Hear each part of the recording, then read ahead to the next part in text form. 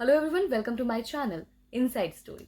आज के second episode में हम आपको मिलाने जा रहे हैं कैसी शख्सियत से जिन्होंने बिहार जैसे राज्य में करोड़ों की कंपनी खड़ी कर ली। और ये करोड़ों की कंपनी खड़ी करने के लिए उन्होंने सिंगापुर की नौकरी छोड़ दी।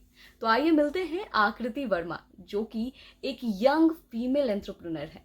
तो आइए इनसे बातचीत करते हैं और जानते हैं कि इनकी जर्नी कैसे शुरू हुई और फिलहाल इनकी जर्नी कैसे चल रही है।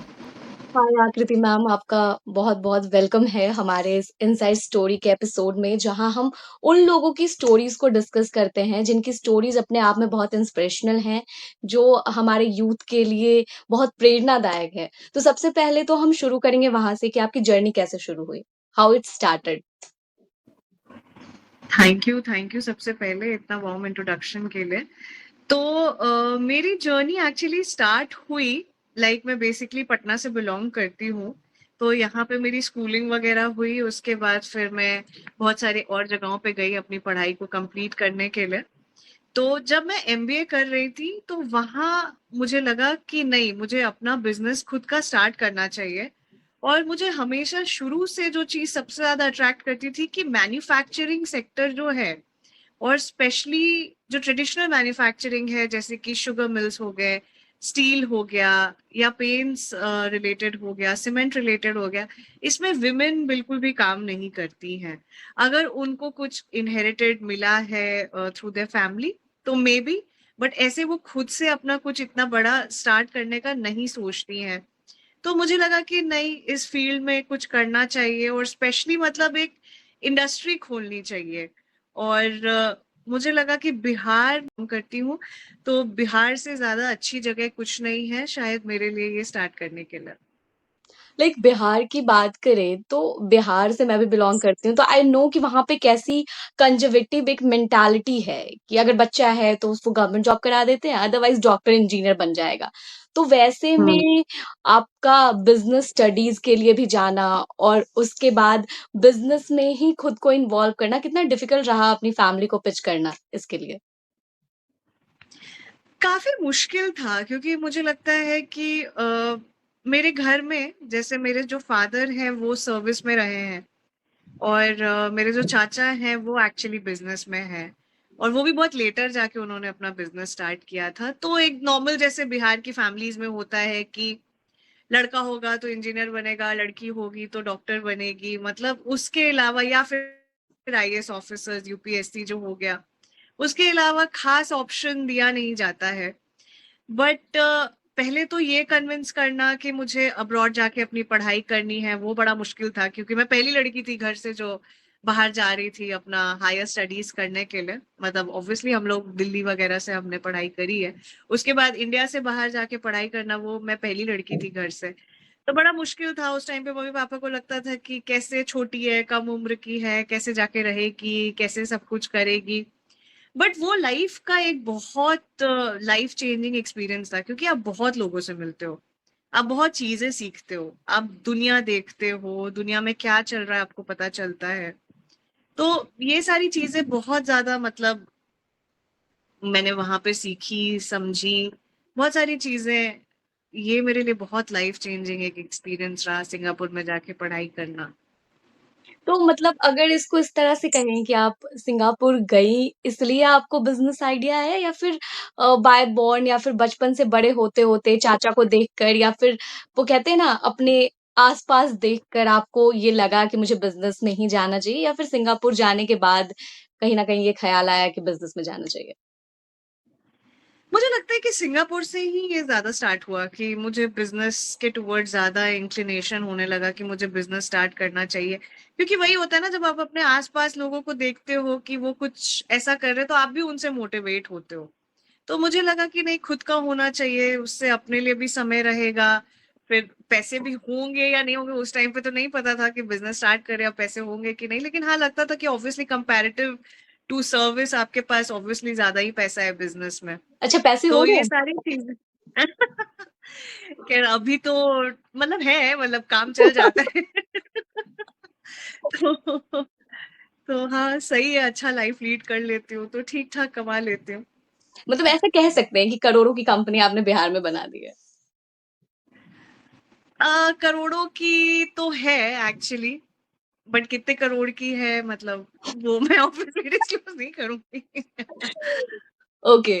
तो मतलब मदर फादर में से ज्यादा सपोर्टिव आपको लेके कौन रहे कि आपको बाहर भेजने को लेके? सिंगापुर में अभी एजुकेशन की बात चल रही है, तो सिंगापुर में एजुकेशन को लेके आपकी मदर ज्यादा सपोर्टिव रही या फादर ज्यादा सपोर्टिव रहे इस चीज को लेके?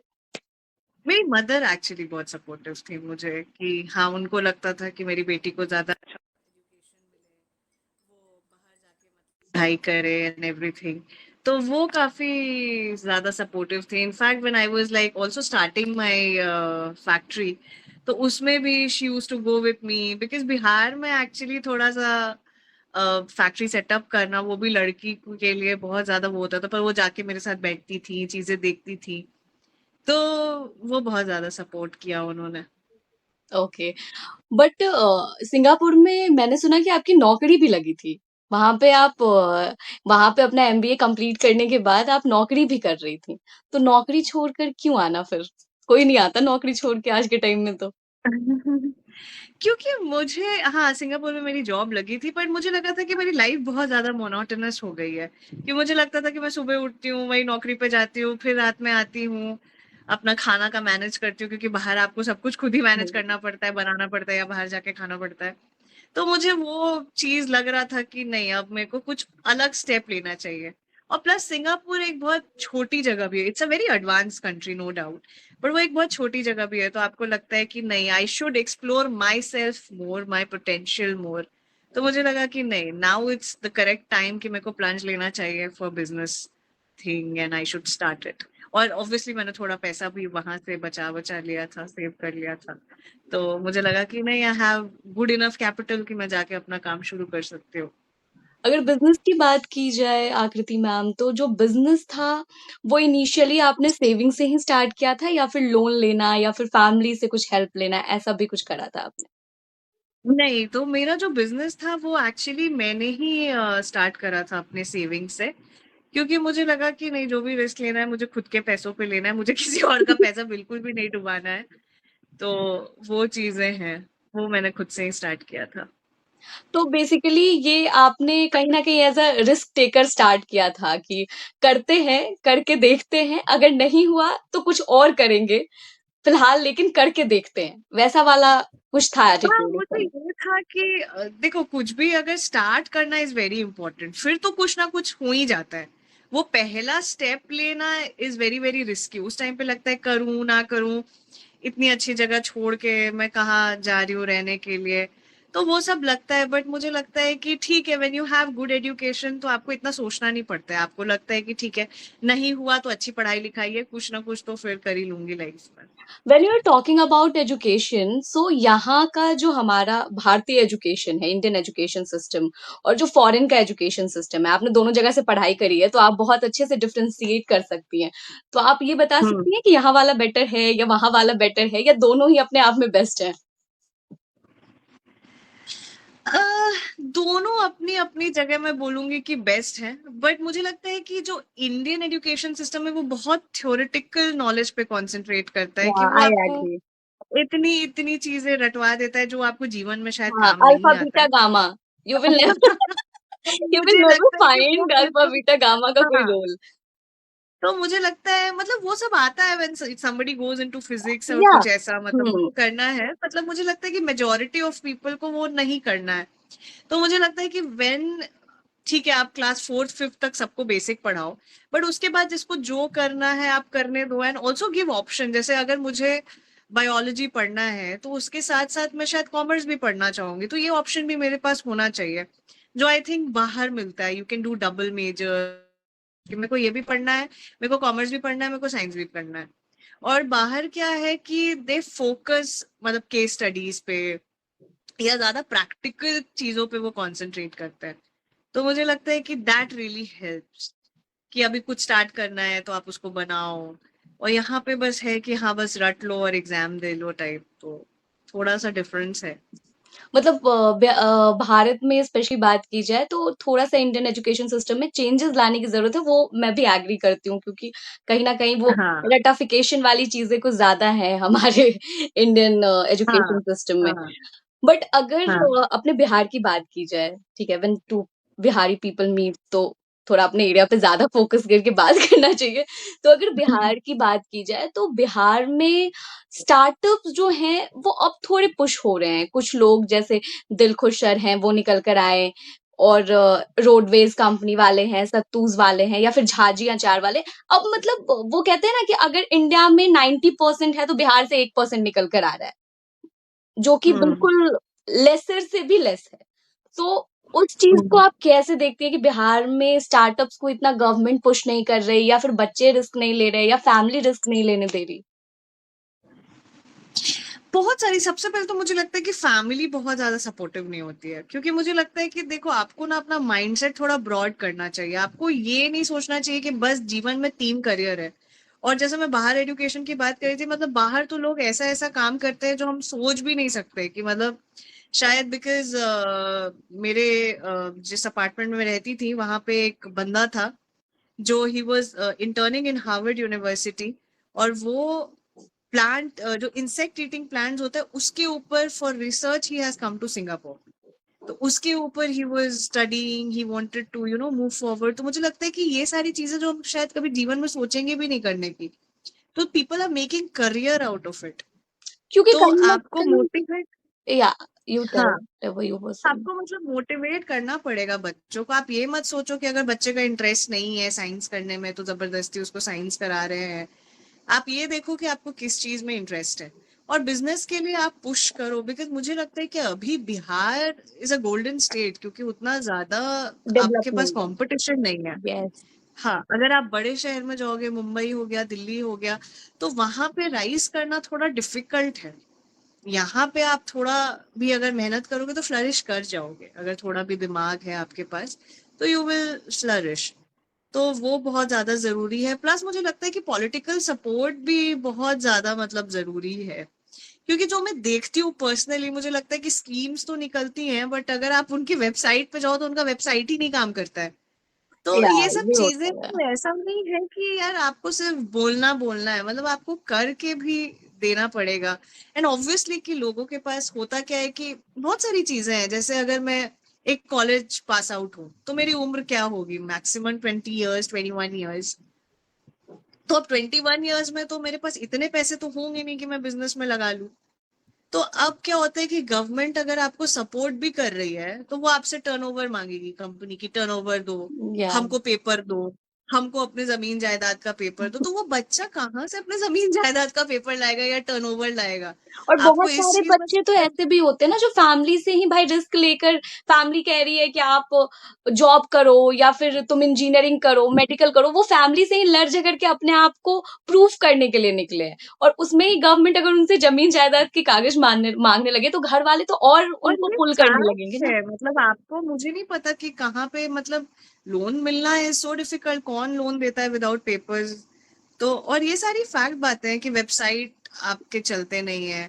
तो आपको थोड़ा सा इन सब चीजों पे काम करना चाहिए और सपोर्ट करना चाहिए। एंड व्हेन यू नो कि company is not going to have turnover if it's just started, तो प्लीज आप ये सब हटाओ, ये सब क्लॉज को। एग्जैक्टली exactly, क्योंकि आप किसी भी स्टेट का डेवलपमेंट जो है वो तभी होता है जब वहां पर बिजनेसेस बढ़े, कंपनीज बढ़े, बच्चे पढ़ लेंगे और वो जाके दूसरे स्टेट में नौकरी कर रहे हैं, दिल्ली में कर रहे हैं, मुंबई में कर रहे हैं, तो अपने स्टेट का क्या डेवलपमेंट हुआ? कुछ भी नहीं हुआ। बट गवर्नमेंट इस चीज को नहीं समझ रही है। बट अभी मैंने ये चीज नोटिस की है कि आईआईटी पटना हो या फिर जितने भी गवर्नमेंट कॉलेजेस हैं बिहार में, वो थोड़ा स्टार्टअप्स को पुश कर रहे हैं। लेकिन फिर वही चीज आपकी वाली बात आ जाती है कि मतलब पुश तो कर लिया, बच्चे को सपना तो दिखा लिया, लेकिन जब बच्चे उस चीज को, सपने को परस्यू करने जा रहे हैं, तो उन्हें फंड ही नहीं मिल रहा है, फंड की प्रॉब्लम हो जा रही है। बट आपसे ये मैं जानना चाहूंगी कि जो फीमेल हैं, वो तो बिहार में तो बिल्कुल भी फीमेल बिजनेस बिजनेस में जाने नहीं चाहती, इतना दिमाग नहीं लगाना चाहती। उनको लगता है कि मतलब अभी थोड़ा सा स्टेबल होने के नाम पे या अपने फ्रंट फुट पे आने के नाम पे everyone is just looking for job. अब फीमेल्स को वहां हम्म। भी सपोर्ट कर रहे हैं, लेकिन सारी लड़कियों को जॉब चाहिए, उनकी फैमिली को भी यही चाहिए कि लड़की का 9 से 5 का जॉब हो, कि रात में आके घर वालों के लिए खाना भी बना सके, सुबह भी 2 पराठे और चाय बना के जा सके। तो इसी के इर्द गिर्द दुनिया घूम रही है, तो हम्म। उसमें आप कैसे देखती हैं? उसमें मैं यही देखती हूँ कि देखो थोड़ा सा आपको अपना वॉइस होना चाहिए, आपके ओपिनियंस खुद के भी होने चाहिए, आपको ये लगना चाहिए कि मैं फाइनेंशियली इंडिपेंडेंट हूँ, क्योंकि मुझे लगता है कि when you are financially independent ना, एक अलग टाइप का कॉन्फिडेंस आता है आपके अंदर। जब आप पैसे कमा रहे हो, आप अपने से घूम सकते हो, आप अपने से जैसे चाहो खर्च कर सकते हो, आप अपने फैमिली के ऊपर खर्च कर सकते हो, तो वो चीज आपको खुद अपने अंदर से भी लाना चाहिए। और मैं खाना बनाने को देखो मैं बुरा तो बिल्कुल भी नहीं मानती, क्योंकि मुझे लगता है कि यार वो एक बेसिक स्किल है जो सबको आना सबको चाहिए। आनी चाहिए, इट्स नॉट अबाउट आप फीमेल और बनाओ मेल। नहीं बनाओ वो आपका चॉइस है। अगर आपके पास भाई इतना मतलब है लिबर्टी कि आपके लिए कोई बना सके तो very well and good, but आना चाहिए। आई डोंट क्रिटिसाइज दैट कि खाना बनाना नहीं आना चाहिए, सबको आना चाहिए, it's a basic survival skill. और काम लेकिन करना चाहिए। मुझे लगता है फाइनेंशियल इंडिपेंडेंट होना बहुत जरूरी है, और वो आपके सिर्फ अंदर से ही आ सकता है, कोई आपको पुश नहीं कर सकता है। अगर आपको लगता है कि नहीं आपके पास वॉइस है या आपके पास ओपिनियन है कि नहीं मुझे करना है, तो फिर आपको कोई नहीं रोक सकता है। अब ज्यादा टाइम मैं आपका नहीं लूंगी। एट लास्ट, बिहार के यूथ के लिए आपके फ्यू वर्ड्स क्या होंगे? किस तरह से वो खुद को मोटिवेट करें, किस तरह से वो खुद को इंस्पायर करें? क्योंकि मुझे नहीं लगता कि अगर आप खुद को खुद से मोटिवेट कर लेते हैं तो आपको फिर यूट्यूब पे कोई भी फलाना ढिमकाना वीडियो देखने की जरूरत है इंस्पायर होने के लिए। तो वो खुद को मैं यही कैसे बोलना मोटिवेट करें? चाहूंगी मैं यही बोलना चाहूंगी, सबसे पहले तो किसी की भी बात मत सुनो। आप अपने दिल से पूछो कि आपको क्या करना है लाइफ में। आपको बिजनेस करना है, आपको जॉब करना है, आपका लॉन्ग टर्म गोल क्या है लाइफ में, आपको क्या चीज खुशी दे रही है लाइफ में। और किसी की भी बात मत सुनो। लाइफ में सब कोई आगे जाके कुछ ना कुछ कर ही लेता है।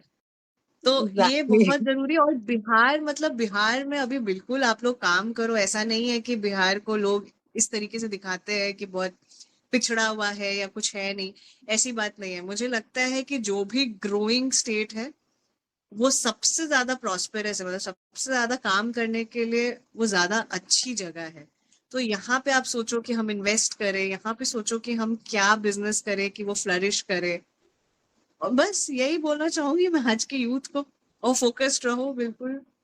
Okay, thank you so much, Akriti ma'am. It's like a very good session and very inspirational session. मैं तो literally आपको inspiration ही मानती हूँ, और बिहार की बहुत सारी लड़कियां inspiration मानती होंगी, क्योंकि सिंगापुर से एक अच्छी जमी जमाई जॉब छोड़कर आना, जहाँ लोग जॉब के लिए मरते हैं, और वहां के होते हुए एक जॉब छोड़कर आना और सीमेंट इंडस्ट्री में जाना। लड़कियां मोस्टली फैशन इंडस्ट्री में जाती हैं, ब्यूटी इंडस्ट्री में जाती हैं। सीमेंट इंडस्ट्री जिसे हम्म। फीमेल का कोई लेना देना नहीं है, उस इंडस्ट्री में जाना इट्स लाइक कि सच में बहुत बिग डील, अपने आप में एक बहुत बड़ी बात है।